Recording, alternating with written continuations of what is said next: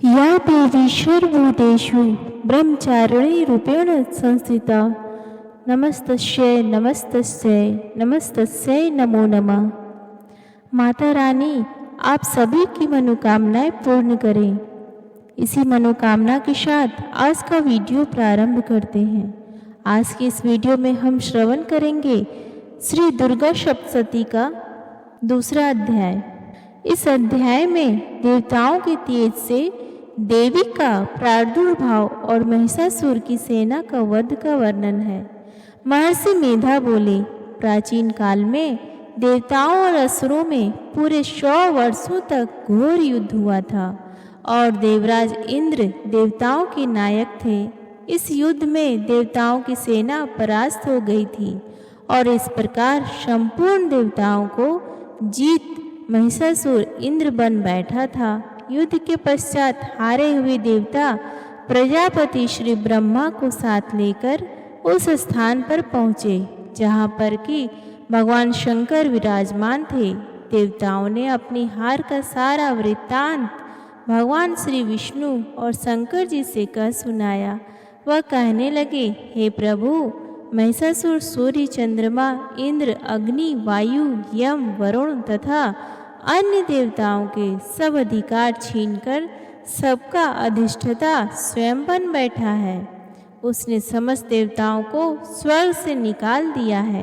वह मनुष्यों की तरह पृथ्वी पर विचर रहे हैं। दैत्यों की सारी करतूत हमने आपको सुना दी है और आपकी शरण में इसलिए आए हैं कि आप उनके वध का कोई उपाय सोचें। देवताओं की बातें सुनकर भगवान श्री विष्णु और शंकर जी को दैत्यों पर बड़ा गुस्सा आया। उनकी भौहें तन गई और आंखें लाल हो गई।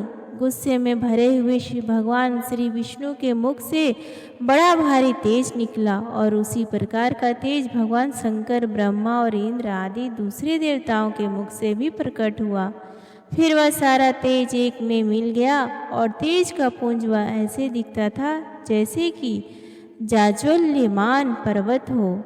देवताओं ने देखा कि उस पर्वत की ज्वाला चारों ओर फैली हुई थी और देवताओं के शरीर से प्रकट हुए तेज की किसी अन्य तेज से तुलना नहीं हो सकती थी। एक स्थान पर इकट्ठा होने पर वह तेज एक देवी के रूप में परिवर्तित हो गया और अपने प्रकाश से तीनों लोकों में व्याप्त जान पड़ा। वह भगवान शंकर का तेज था। उससे देवी का मुख प्रकट हुआ। यमराज के तेज से उसके सिर के बाल बने। भगवान श्री विष्णु के तेज से उसकी भुजाएं बनी। चंद्रमा के तेज से दोनों स्तन और इंद्र के तेज से जंघा तथा पिंडली बनी और पृथ्वी के तेज से नितंब भाग बना। ब्रह्मा के तेज से दोनों चरण और सूर्य के तेज से उनकी अंगुलियां पैदा हुई। वसुओं के तेज से हाथों की अंगुलियां एवं कुबेर के तेज से नासिका बनी। प्रजापति के तेज से उसके दांत और अग्नि के तेज से उसके नेत्र बने। संध्या के तेज से उसकी भौहें और वायु के तेज से उसके कान प्रकट हुए। इस प्रकार उस देवी का प्रादुर्भाव हुआ था। महिषासुर से पराजित देवता उस देवी को देखकर अत्यंत प्रसन्न हुए। भगवान शंकर ने अपने त्रिशूल में से एक त्रिशूल निकालकर उस देवी को दे दिया और भगवान विष्णु ने अपने चक्र में से एक चक्र निकालकर उस देवी को दिया। वरुण ने अपने चक्र में से एक चक्र निकालकर उस देवी को दिया। वरुण ने देवी को शंख भेंट किया। अग्नि ने इसे शक्ति दी। वायु ने उसे धनुष और बाण दिए।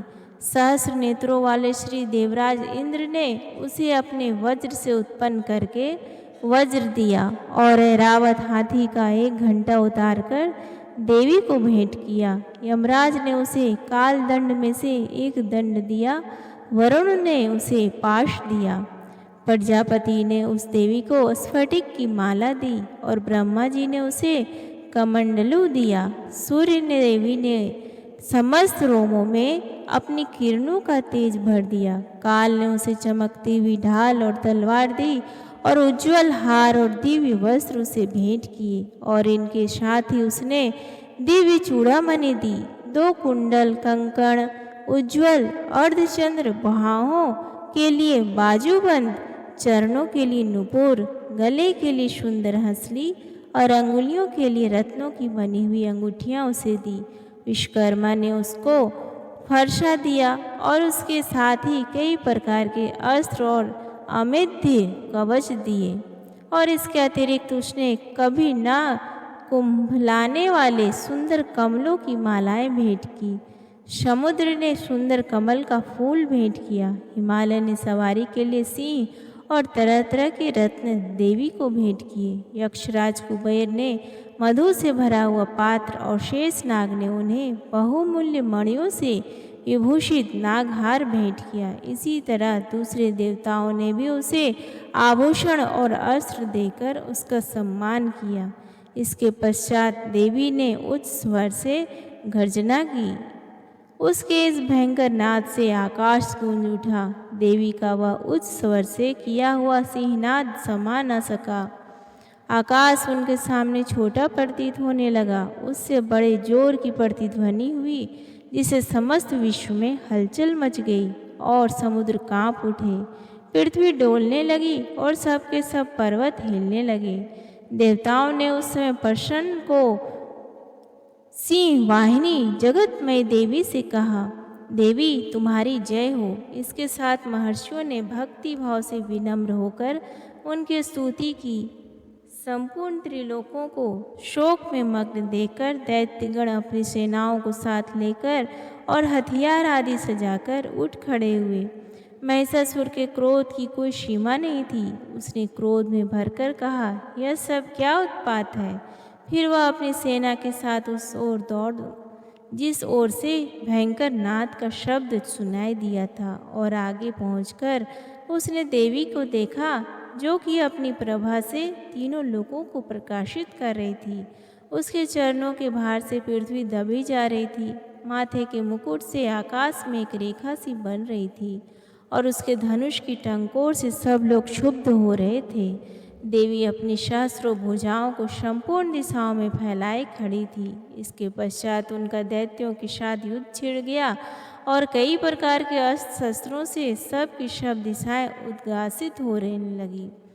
महिषासुर की सेना का सेनापति चिच्चूर नामक एक महान असुर था। वह आगे बढ़कर देवी के साथ युद्ध करने लगा, और दूसरे दैत्यों की चतुरंगणी सेना साथ लेकर चामर भी लड़ने लगा, और 60,000 महारथियों को साथ लेकर उदग्र नामक महादैत्य आकर युद्ध करने लगा, और महाहनु नामक असुर 1 करोड़ रथियों को लेकर, असिलोमा नामक असुर 5 करोड़ सैनिकों को साथ लेकर युद्ध करने लगा। वाशकल नामक असुर 60 लाख असुरों के साथ युद्ध में आ डटा। विडाल नामक असुर 1 करोड़ रथियों सहित लड़ने को तैयार था। इन सब के अतिरिक्त और भी हजारों असुर हाथी और घोड़े साथ लेकर लड़ने लगे, और इनके सब के पश्चात महिषासुर करोड़ों रथों, हाथियों और घोड़ों सहित वहां आकर देवी के साथ लड़ने लगा। सभी असुर तोमर, भिंदीपाल, शक्ति, मूसल, खड़गों, फरसों, पट्टियों के साथ रणभूमि में देवी के साथ युद्ध करने लगे। कई शक्तियां फेंकने लगे और कोई अन्य शस्त्रादि। इसके पश्चात सब के सब दैत्य अपनी अपनी तलवारें हाथों में लेकर देवी की ओर दौड़े और उसे मार डालने का उद्योग करने लगे। मगर देवी के क्रोध में भरकर खेल ही खेल में उनके सब अस्त्र शस्त्रों को काट दिया। इसके पश्चात ऋषियों और देवताओं ने देवी की स्तुति आरंभ कर दी, और वह प्रसन्न होकर असुरों के शरीर पर अस्त्र शस्त्रों की वर्षा करती रही। देवी का वाहन भी क्रोध में भरकर दैत्य सेना में इस प्रकार विचरने लगा, जैसे कि वन में दावानल फैल रहा हो। युद्ध करती हुई देवी ने क्रोध में भर जितने श्वासों को छोड़ा, वह तुरंत ही सैकड़ों हजारों गणों के रूप में परिवर्तित हो गए। फरसे, भिंदीपाल, खड़ग तथा पट्टिश इत्यादि अस्त्रों के साथ दैत्यों से युद्ध करने लगे। देवी की शक्ति से बड़े हुए वह गण दैत्यों का नाश करते हुए ढोल, शंख व मृदंग आदि बजा रहे थे। तदंतर देवी ने त्रिशूल, गदा, शक्ति, खड़ग इत्यादि से सहस्रों असुरों को मार डाला। कितनों को घंटे की भयंकर आवाज से ही यमलोक पहुंचा दिया। कितने ही असुरों को उसने पास से बांधकर पृथ्वी पर धर घसीटा। कितनों को अपनी तलवार से टुकड़े टुकड़े कर दिए और कितनों को गदा की चोट से धरती पर सुला दिया। कई दैत्य मुसल की मार से घायल होकर रक्त वमन करने लगे और कई शूल से छाती फट जाने के कारण पृथ्वी पर लेट गए और कितनों की बाण से कमर टूट गई। देवताओं को पीड़ा देने वाले दैत्य कट कट कर मरने लगे। कितनों की बाहें अलग हो गई, कितनों की ग्रीवाएं कट गई, कितनों के सिर कट कर दूर भूमि पर लुढ़क गए, कितनों के शरीर में बीच में से कट गए और कितनों की जंघाएं कट गई और वह पृथ्वी पर गिर पड़े। कितने ही सिरों व पैरों के कटने पर भी भूमि पर से उठ खड़े हुए और शस्त्र हाथ में लेकर देवी से लड़ने लगे। और कई दैत्यगण भूमि में बाजों की ध्वनि के साथ नाच रहे थे। कई असुर जिनके सिर कट चुके थे बिना सिर के धड़ से ही हाथ में शस्त्र लिए हुए लड़ रहे थे। दैत्य रह रह कर ठहरो ठहरो कहते हुए देवी को युद्ध के लिए ललकार रहे थे। जहाँ पर यह घोर संग्राम हुआ था वहाँ की भूमि रथ, हाथी, घोड़े और असुरों की लाशों से भर गई थी और असुर सेना के बीच में रक्तपात होने के कारण रुधिर की नदियाँ बह रही थी। और इस तरह देवी ने असुरों की विशाल सेना को क्षण भर में इस तरह से नष्ट कर डाला जैसे तृणकाष्ठ के बड़े समूह को अग्नि नष्ट कर डालती है। और देवी का सिंह भी गर्दन के बालों को हिलाता हुआ और बड़ा शब्द करता हुआ असुरों के शरीरों से मानो उनके प्राणों को ढूंढ रहा था। वहाँ देवी के गणों ने जब दैत्यों के साथ युद्ध किया तो देवताओं ने प्रसन्न होकर आकाश से उन पर पुष्प वर्षा की। इस प्रकार दुर्गा सप्तती का दूसरा अध्याय समाप्त हुआ। प्रेम से बोलिए दुर्गा मैया की जय। धन्यवाद।